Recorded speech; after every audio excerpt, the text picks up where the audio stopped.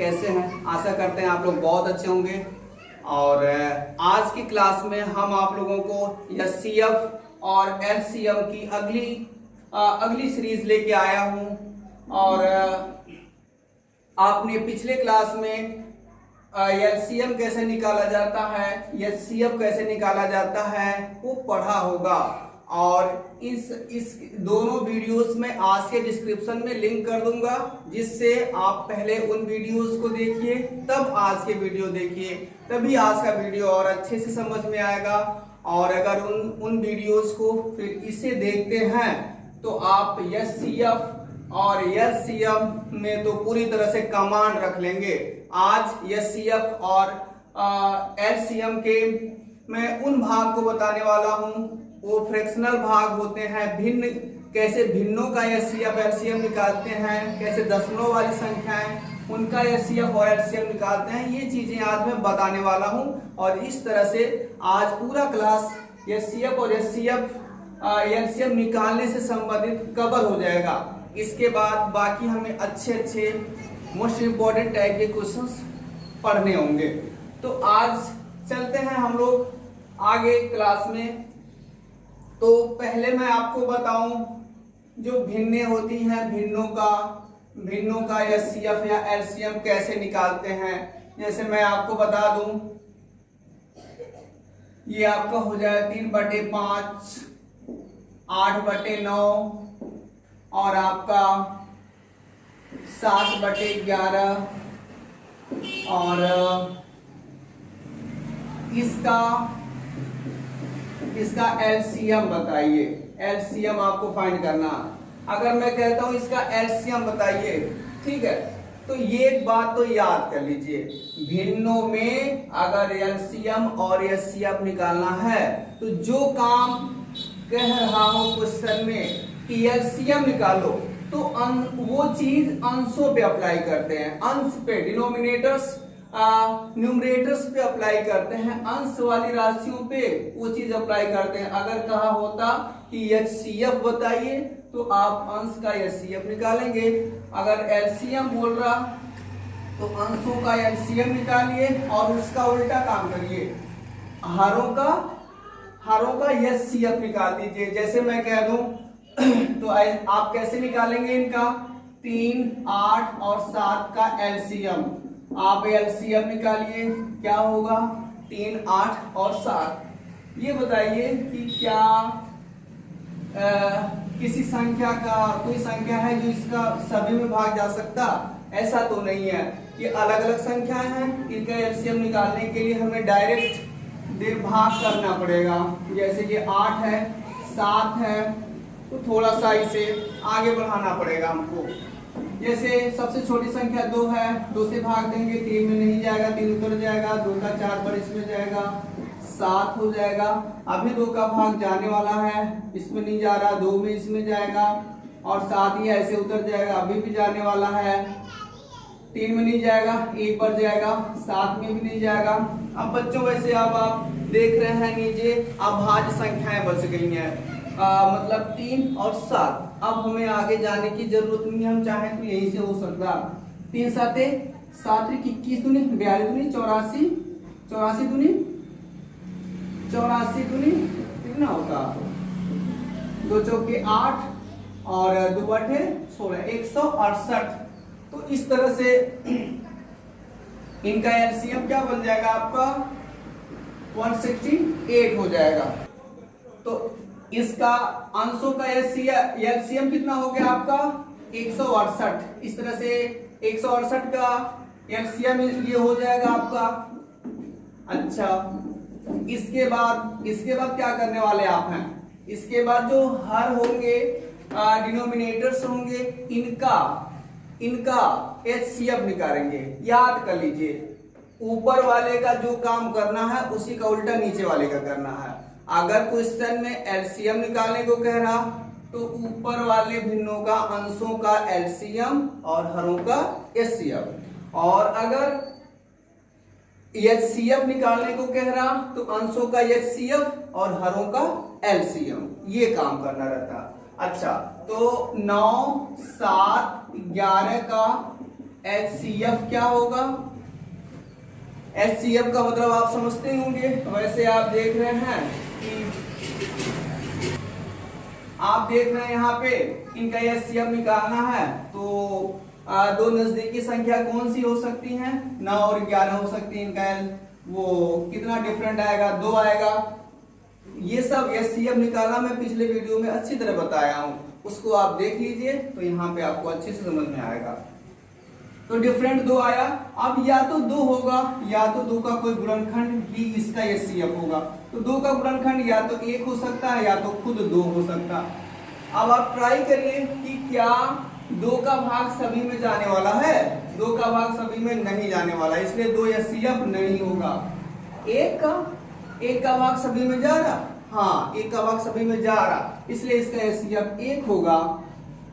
और इस तरह से बच्चों आप कह सकते हो 3/5, 8/9 और 7/11 का LCM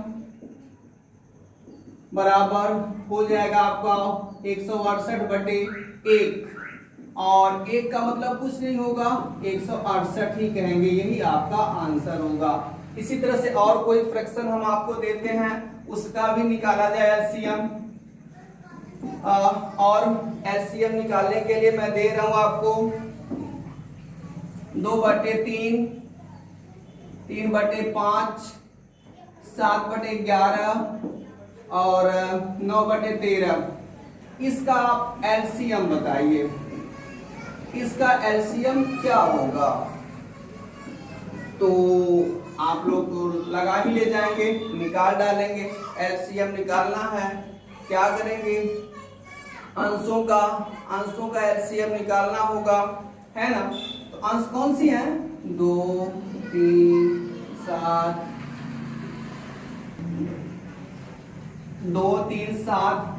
9। इसका आपको LCM निकालने को बोल रहा क्वेश्चन में, तो ऊपर वाले का LCM, जो काम यहाँ करने को बोलेगा वो चीज ऊपर में अंशों में वो काम करना होगा, उसी का उल्टा नीचे करना। अगर HCF निकालने को बोलता तो अंशों का HCF निकालते, हरों का LCM निकालते। बात आप समझ गए होंगे। अब 2, 3, 7 और 9 का LCM क्या होगा? क्या होगा भाई इनका LCM? तो इनको हम लिखेंगे 2, 3, 7 और 9 निकाल ही देते हैं बच्चों, क्योंकि यहाँ पे कोई ऐसी नंबर नहीं दिख रही है आपको जिसका सभी में भाग जाए। तो ऐसे में अलग अलग संख्याएं दे रही हैं, है ना? तो अलग अलग संख्याएं जब यहाँ पे हैं तो अलग अलग संख्याओं को अलग अलग भाग देना ही पड़ेगा। आप पहले 2 से चले जाइए, 2 से इसमें जाएगा, इसमें नहीं जाएगा, ये उतर जाएगा, इसमें भी नहीं जाएगा, इसमें भी नहीं जाएगा, उतर जाएगा। फिर 2 का जाने वाला नहीं है, 3 का जाएगा, 1, 1, 7 और 3।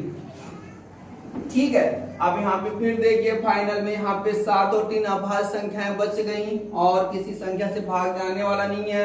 यहाँ पे चले जाइए, 7 × 21 = 63, 63 दूनी 126।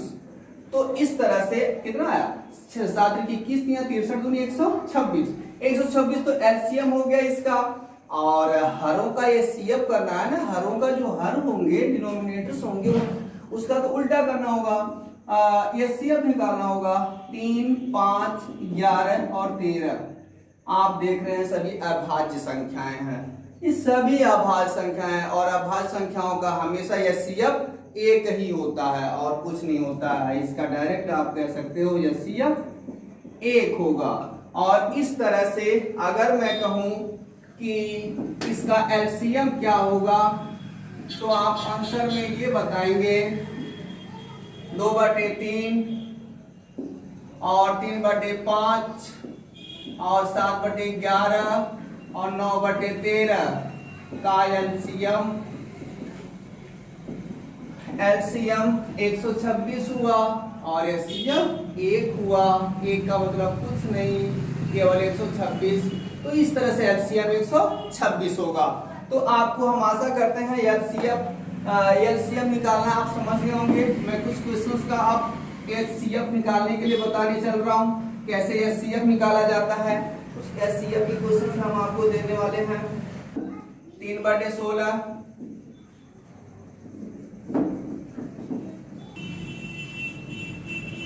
3/16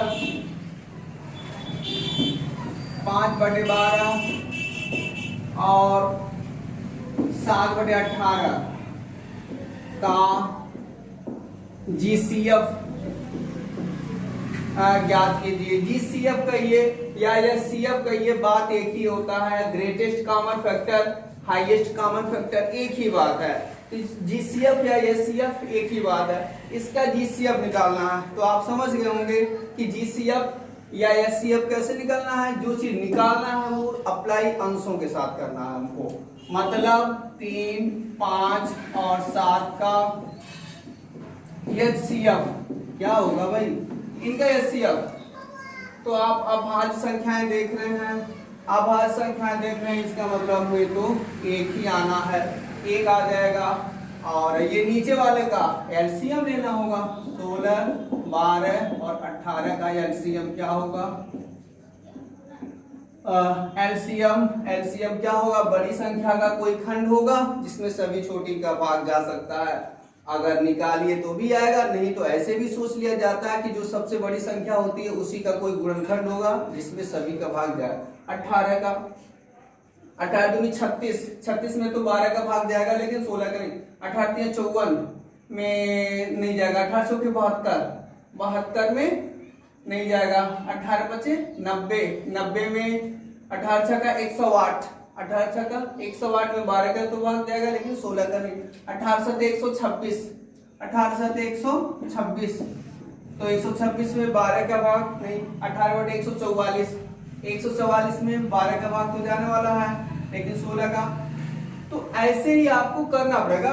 फिलहाल निकाल देते हैं, डायरेक्ट निकाल देते हैं, बेटर रहेगा। ज्यादा जोड़ भाग गुणा करने में, भाग देने में कहीं गलती हो जाएगी तो प्रॉब्लम हो जाएगी, इसलिए बेटर यही है। तो सबसे बड़ी संख्या कोई है जिसका सभी में भाग जा सकता? आप देख रहे हैं कि नहीं, 2 ही है। 2 8 2 छक्का 2 9। इसके बाद अभी भी कोई संख्या नहीं है, फिर जाइए 2 चौके 3 और 9 उतर गया। फिर 2 दूनी और 3 और 9, फिर जाना पड़ेगा आपको 2 से 1 3 3 9। फिर इसके बाद से 3 से जाइए, फिर क्या होगा 51 और 3 यहाँ आके रुक गए। अब यहाँ पे भाग नहीं जाना, यहीं से गुणा करवा लीजिए। 3 3 का 9 दूनी 18 दूनी 36 दूनी 72 दूनी 144। अच्छा 144 में सभी का भाग जाने वाला है। 16 का हाँ सभी का भाग जाने वाला है, सही बात है। तो 144 हो गया। तो इस तरह से आप देख रहे हैं कि 144 हो गया। तो बताइए इसका जीसीएफ आपको निकालना है तो आप कह देंगे 3/16, 5/12 और 7/18 का जीसीएफ ग्रेटेस्ट कॉमन फैक्टर बराबर कितना हो जाएगा? ऊपर वाले का एचसीएफ 1 आया और एलसीएम 44 आया, तो 1/144 आपका राइट आंसर होगा। तो ऐसे ही आप जीसीएफ और एचसीएफ दोनों निकाल सकते हैं। बच्चों अब हम चलते हैं आपको इसी क्रम में कुछ दशमलव वाली संख्याओं के बारे में बताने। कुछ दशमलव वाली संख्याएं कैसे, तो ये आपका अगला क्वेश्चन क्या है? 1.08, 0.36 और 0.9 का जीसीडी मतलब ग्रेटेस्ट कॉमन डिवीजर ज्ञात करना, मतलब म से ज्ञात करना है आपको। तो ये दशमलव वाली संख्या है। दशमलव वाली संख्याओं का म से आप कैसे निकालेंगे, हम चल रहे हैं आपको बताने। पहले आप इन संख्याओं को, इनका दशमलव स्थान ही हटा दीजिए, इनका दशमलव स्थान हटा दीजिए। जैसे पहले आप ये देखिए कि अधिकतम कितने स्थान पे दशमलव लगा हुआ है। यहाँ 2 स्थान, यहाँ भी 2 स्थान, यहाँ 1 स्थान। तो अधिकतम जितने स्थान पे लगा हुआ है उससे वही मेंटेनेंस कीजिए। और कैसे, आप इसको 108 बना दीजिए, इसको भी हटा दीजिए, आप 36 कर दीजिए। और क्योंकि यहाँ भी 2 स्थान था, यहाँ भी 2 स्थान था, लेकिन यहाँ पे हटाएंगे, एक ही स्थान पे है, इसलिए 0 आपको बढ़ाना पड़ेगा, मतलब ये 90 बन जाएगा। अब आप बताइए, ये संख्या इसमें बदल गई, ये इसमें बदल गई और ये इसमें बदल गई। अब इस सभी का अंकित संख्याओं का तो जीसीडी आप एचसीएफ आप निकालना बहुत अच्छी तरह जानते हैं। दो नजदीकी संख्याएं देखिए, उनका अंतर देखिए और उसी के अकॉर्डिंग 90 और 108 ये देखिए कितने का डिफरेंट आ रहा, 18 का अंतर आ रहा और आपका 18 का अंतर आ गया। या तो ये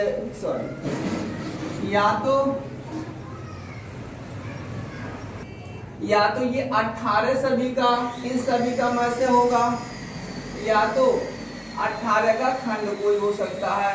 तो क्या 18 का सभी में भाग जा सकता है? देखा जाए 18 छक्का 108, 18 दूनी 36, 18 25 हाँ जा सकता है, इसलिए यही आपका 18 ही एचसीएफ हो जाएगा। हाँ, लेकिन एक बात और देखना आपको कि कितने स्थान पे दशमलव था जब हटाए हैं आप, तो 2 स्थान, अधिकतम 2 स्थान पे था, अधिकतम 2 स्थान पे लगा भी दीजिए। इस तरह से 0.18 आपका सही आंसर होगा। सॉरी बच्चों, थोड़ी आवाज आ रही है आसपास से और हम कोशिश यही करेंगे कि आने वाले वीडियोस में ऐसी आवाजें न आए, लेकिन आज सीरियस आ रही। अगला क्वेश्चन, अब ये अगला क्वेश्चन आपका क्या है, ये 2.4, 0.36 और 7.2। अब आप देख सकते हैं अधिकतम कितने स्थान तक डेसिमल लगा हुआ, 2 स्थान, तो अधिकतम 2 स्थान तक हटाइए और जहां उससे उतना कम पड़ेगा वहां उतना 0 बढ़ा दीजिएगा। 2.4 यहाँ 1 स्थान से हटाने वाले हैं आप, इसलिए 0 बढ़ा लीजिए। यहाँ 2 स्थान पे हटा रहे हैं, इसलिए यहाँ 0 नहीं बढ़ाना। यहाँ पे 1 स्थान पे था, 2 स्थान से 10 हटा रहे हैं, इसके बराबरी करनी है तो 1 0 आपको बढ़ा देनी है। अब ये आ गया, इसी का आपका मान से निकालना सीधा सीधा। तो मान से निकालना तो आप जानते हैं। हाँ, एक बात है, अगर संख्याएं बहुत दूर दूर की दिखने लगे, पास की मैंने बोला था ना, जो पास की 2 संख्या होती हैं उनका अंतर कर लेते हैं और अंतर का खंड ही एचसीएफ होता। लेकिन यहाँ पे आप 36 देख रहे हैं, 240 देख रहे हैं और फिर 240 से 720 देख रहे हैं, बहुत दूर दूर की संख्या है। ऐसे में बात समझ में नहीं आ रहा कि हम इसमें से इसको घटाए भी तो फिर प्रॉब्लम होगी। ऐसी सिचुएशन में आप सबसे छोटी वाली संख्या को पकड़ लीजिए। सबसे छोटी वाली संख्या आप तो जानते हैं, में से जो होता है वो सबसे छोटी वाली संख्या का ही गुणनखंड होता, तो में से जो होता है वो सबसे छोटी वाली संख्या से भी छोटी होती है। तो इसलिए सबसे छोटी वाली संख्या आपकी ये क्या दिख रही है, 36 दिख रही है, तो वो 36 के रूप में हो सकता है। तो 36 से आ जाइए, 36 कौन कौन काट सकता है, 36 का गुणनखंड 18 होता है, 9 होता है, 4 होता है, 12 होता है और कौन होता है। वैसे और भी संख्याएं हैं, 3 हैं, 2 हैं, लेकिन बड़ी से बड़ी हमें लेनी है। तो बता दीजिए इन सभी में बड़ी से बड़ी कौन संख्या है जो जिसका सभी में भाग जा सकता है। 18 का तो भाग इसमें जाएगा, लेकिन 18 का इसमें नहीं जाने वाला है। 9 का और 12 बचता है, 12 का भाग इसमें भी जाएगा, इसमें भी जाएगा, 12 से 72 इसमें भी जाएगा, मतलब 12 ही इन सभी का आप देख सकते हैं एचसीएफ हो गया। अब आप ये बताइए दशमलव कितने स्थान पे आप लगाए थे, दशमलव आपका 2 स्थान पे अधिकतम था, इसलिए 2 स्थान पे दशमलव पुट कर दीजिए, रख दीजिए और ये वाला आपका सही होगा। इस प्रकार आज के वीडियोज में मैंने आप लोगों को भिन्नों का एचसीएफ और एलसीएम निकालना बताया और दशमलव वाली संख्याओं का भी एचसीएफ और एलसीएम निकालना बताया। तो आशा करते हैं ये वीडियोस आपको अच्छे लगे होंगे। तो प्लीज़ पिछले वीडियोस को देखें, आज की वीडियोस को देखें, जिससे आप इन चीज़ों को कंफर्म हो जाएं। और आने वाले वीडियोस में बहुत अच्छे अच्छे क्वेश्चंस मैं लाने वाला हूं। तो चैनल को लाइक कीजिए, सब्सक्राइब कीजिए, शेयर कीजिए। Thank you.